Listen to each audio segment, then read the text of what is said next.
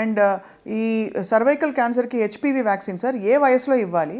ఒక వయసు దాటాక పనిచేయదంటారు, నిజమేనా? యు ఆర్ వెరీ రైట్ అండి. ఎందుకంటే వ్యాక్సిన్ ఎప్పుడు ఇస్తాం మనం మామూలుగానే? ప్రివెంటివ్గా అది ఎప్పుడు ఇన్ఫెక్షన్ రాకముందు ఇస్తాం. మన పోలియో కానివ్వండి, డిఫ్తీరియా, టెట్నస్ కానీ చిన్నప్పుడు వ్యాక్సిన్స్ ఎందుకు వేసుకున్నాం? ఎక్స్పోజ్ అవ్వకముందు వ్యాక్సిన్స్ మనకి ఇస్తారు. సో ఇప్పుడు కోవిడ్ కూడా మన వ్యాక్సిన్ కోవిడ్ వచ్చిన వాళ్ళు కూడా తీసుకున్నట్టు వేరే వేరియంట్ కోసం తీసుకున్నది రాకముందు. సో అట్లనే ఈ యొక్క హెచ్పివి అనేటువంటి యొక్క వైరస్ ఎక్స్పోజర్ కాకముందే మనం ఇవ్వాలి. సో ఐడియల్ ఏజ్ అంటే అడోలసెంట్ గర్ల్స్ అంటే around 11 to 12 years. So 24 to 25 దాకా ఇవ్వచ్చు. సో అంటే దానికి రేషనల్ ఏంటి అంటే సెక్షువల్ ఇంటర్కోర్స్ అనేటువంటిది ఆన్సెట్ అవ్వక ముందు.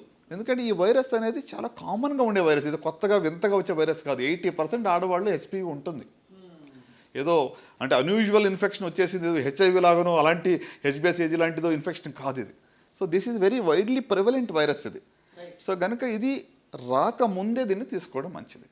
సో ఆఫ్టర్ ఎక్స్పోజర్ అయిన తర్వాత తీసుకుంటే బెనిఫిట్ ఉండదు. అందుకే చాలాసార్లు ఏం చేస్తామంటే ఆఫ్టర్ 25 అడిగినప్పుడు వాళ్ళకి హెచ్పివి టెస్టింగ్ చేస్తాం, అసలు ఆల్రెడీ వైరస్ ఇన్ఫెక్ట్ అయ్యిందా లేదా అని చూడడానికి. మరి డార్మెంట్గా కూడా ఉంటుందా? ఒకసారి ఇన్ఫెక్షన్ వచ్చి క్యాన్సర్గా మారకుండా? ఎస్ చాలా వరకు మారకపోవచ్చు. ఓన్లీ 5%లో over a period of many years 15-20 ఏళ్ళ తర్వాత వస్తుంది. రాగానే వెంటనే క్యాన్సర్ రాదు. అదే సర్వైకల్ క్యాన్సర్లో ఒక అడ్వాంటేజ్ ఏంటంటే ఇన్ఫెక్షన్ నుంచి జబ్బు రావడానికి 10-15 ఏళ్ళు పడుతుంది. ఈ టైంలో మధ్యలో ఎప్పుడన్నా కూడా మనం ప్యాప్ స్మియర్స్ కొన్ని టెస్టులు చేస్తే దాన్ని ముందుగా కనుగొనవచ్చు. ఎప్పుడప్పుడు బయటపడుతుంది. అసలు ప్రోగ్రెషన్ అవుతున్నప్పుడు కానీ అసలు మనకు సిమ్టమ్స్ ఏమైనా తెలుస్తాయండి సర్వైకల్ క్యాన్సర్కి? యూజువల్గా ఏంటంటే క్యాన్సర్లో అది స్టార్ట్ అయ్యేంత వరకు ఫుల్ ఫ్లెజ్డ్గా జబ్బు వచ్చేంత వరకు సిమ్టమ్స్ ఉండవు. అండ్ అప్పటికి బహుశా సెకండ్ స్టేజ్కి వచ్చేసి థర్డ్ స్టేజ్, అర్లీ స్టేజ్లో కూడా చాలా వరకు సిమ్టమ్స్ ఉండవు. Unless you get tested. Unless you get tested. అందుకే స్క్రీనింగ్ ఎందుకు అంటున్నాము? మీకు సిమ్టమ్స్ వచ్చే లోపల టెస్ట్ చేయాలి. మీకు సిమ్టమ్స్ వచ్చేటప్పటికి జబ్బు వచ్చేది డయాగ్నోసిస్ అంటాం, స్క్రీనింగ్ కాదప్పుడు.